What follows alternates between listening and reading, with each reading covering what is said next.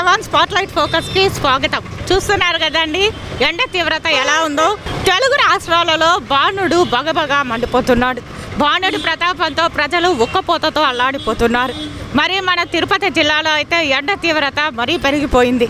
మన తిరుపతి జిల్లాలో ఉష్ణోగ్రతలు సాధారణం కంటే 5 నుంచి 6 డిగ్రీలు ఎక్కువగా నమోదవుతున్నాయి. గత వారం రోజుల్లో చూసుకున్నామంటే ఉష్ణోగ్రతలు తిరుపతిలో 36 డిగ్రీల నుంచి 39 డిగ్రీల వరకు నమోదవుతున్నాయి.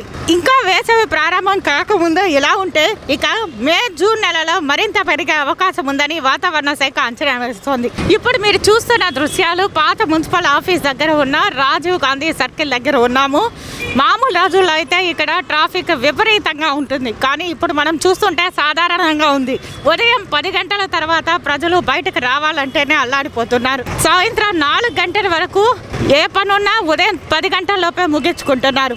సాధారణంగా ఉగాది వరకు రాత్రిపూట చలిగాను పగటిపూట ఉష్ణోగ్రతలు సాధారణంగానూ నమోదవుతాయి. కానీ ఈసారి చలికాలంలో కూడా చలి తీవ్రత అంతంతగానే కనిపిస్తూ ఉండడంతో ఇంకా వేసవి కాలంలో ఉష్ణోగ్రతలు మరింత పెరిగే అవకాశం ఉందని వాతావరణ శాఖ అంచనా వేస్తోంది.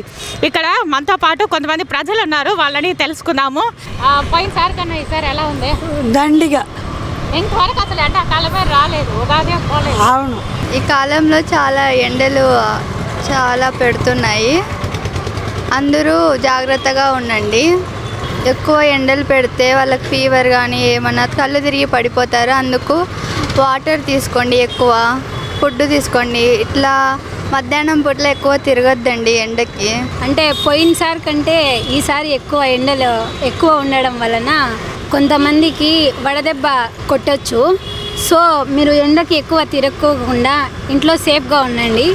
ప్లస్ జ్యూస్ లాంటివి తాగండి, కొబ్బరి నీళ్ళు, మజ్జిగ ఇలాంటివి తీసుకోండి. ఇప్పటికే ప్రపంచవ్యాప్తంగా అత్యధిక ఉష్ణోగ్రతలు నమోదైన సంవత్సరంగా 2023 నిలిచిందని ఐరోపా వాతావరణ సంస్థ కోపర్నికస్ ఒక నివేదిక వెల్లడించింది. కానీ ఈసారి 2023 కంటే మరింత ఉష్ణోగ్రతలు పెరిగే అవకాశం ఉందని వాతావరణ శాఖ అధికారులు సూచిస్తున్నారు.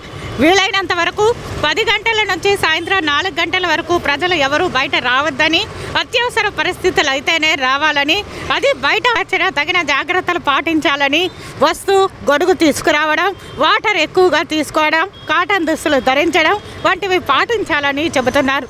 ఎండ తీవ్రత పెరగడంతో మన ఆహారపు అలవాట్లు కూడా మార్పు చేసుకోవాలి. లేదంటే సన్స్ట్రోకు, డీహైడ్రేషన్ కావడం, వేడి గుళ్ళలు రావడం, అదేనండి చెమటకాయలు రావడం వంటి అనారోగ్య సమస్యలు తలెత్తుతాయి. సో దానికి తగినట్టు ఈ ఉష్ణోగ్రతలకు తగినట్టు మన ఆహారపు అలవాట్లు కూడా మార్చుకోవాలి.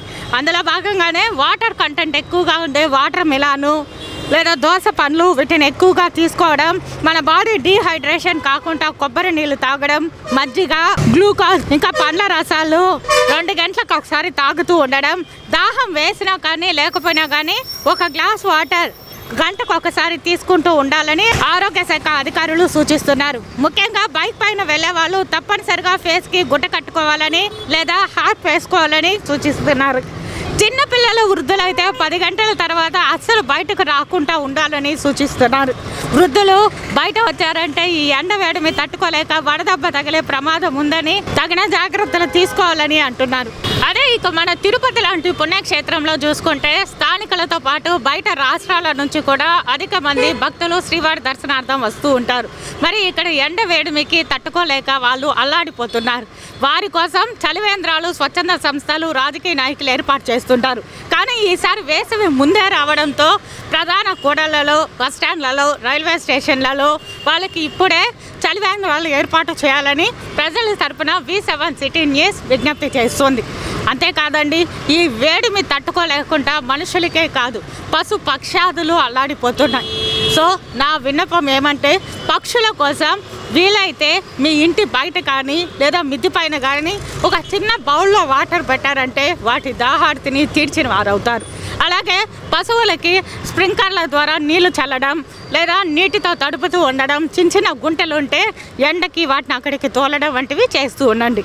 ఇవన్నీ జాగ్రత్తలు పాటిస్తూ ఈ ఎండ వేడిమికి ఎలాంటి అనారోగ్య సమస్యలు కాకుండా చూసుకుంటారని ఆశిస్తున్నాం.